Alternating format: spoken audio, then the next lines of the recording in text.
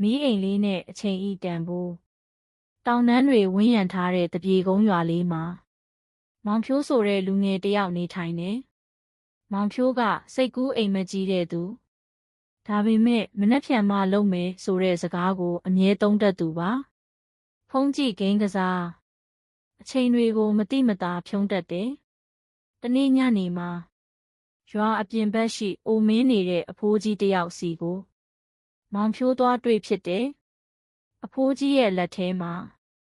အဟောင်းတစ်လုံးလိုမီးအိမ်လေးတစ်လုံးရှိနေတယ်။မောင်ဖြိုးကမေးလိုက်တယ်။အဖိုးဒီမီးအိမ်လေးကဘာထူးလဲဗျ။အဖိုးကြီးပြုံးပြီးပြောတယ်။ဒီမီးအိမ်ကမီးမလင်းခင်အချိန်ကိုသိရတယ်။အဖိုးကြီးမီးအိမ်ကိုမီးထိုးလိုက်တာနဲ့မောင်ဖြိုးရဲ့မျက်လုံးရှေ့မှာအချိန်ရဲ့ပုံရိပ်တွေပေါ်လာတယ်။မောင်ဖြိုးရဲ့မနက်တွေအိပ်ရာထဲမှာနေ့လယ်တွေဖုန်းနဲ့ညတွေမနှက်ဖြန်မှဆိုတဲ့စကားနဲ့အချိန်တွေဟာရေလိုစီးဆင်းပြီးပြန်မရဘူးဆိုတာမီးအိမ်ထဲမှာပြသနေသလိုပါပဲအဖိုးကြီးကပြောတယ်အချိန်ဆိုတာမင်းကိုမဆောင်ဘူးမင်းမဲအချိန်ကိုစောင့်ခိုင်းနိုင်ရမယ်နေ့တိုင်းမိနစ်30တောင်ကို့အိမ်မက်အတွက်အသုံးချနိုင်ရင်မင်းဘဝပြောင်းလဲနိုင်တယ်အဲ့ဒီညကစပြီးမောင်ဖြိုးဘဝပုံစံကိုပြောင်းလိုက်တယ်။မနက်စောစောစာဖတ်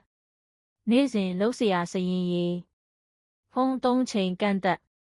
အစမှာခတ်တယ်။ဒါပေမဲ့နေ့တိုင်းနည်းနည်းစီဆက်လုပ်တယ်။တစ်နှစ်ကြာတဲ့အခါမောင်ဖြိုးဟာကိုယ်ပိုင်အသေးစားလုပ်ငန်းတစ်ခုစတင်နိုင်ပြီးရွာလူငယ်တွေကိုနည်းပညာသင်ပေးနိုင်လာတယ်။မနှက်ဖြန်မှဆိုတဲ့စကားကိုဒီနေ့ပဲလို့ပြောင်းနိုင်လာတယ်။တနေ့မှာမောင်ဖြိုးဖိုးကြီးကိုပြန်ရှာတော့မီးအိမ်လေးပဲကြံခဲ့တယ်။မီးအိမ်အောက်မှာစာရွက်လေးတစ်ရွက်အချိန်ကိုမတန်ဖိုးထားသူကဘဝကိုမထိန်းနိုင်ဘူးပုံပြင်လေးကိုစုံအောင်ကြည့်ပေးတဲ့အတွက်ကျေးဇူးတင်ပါတယ်။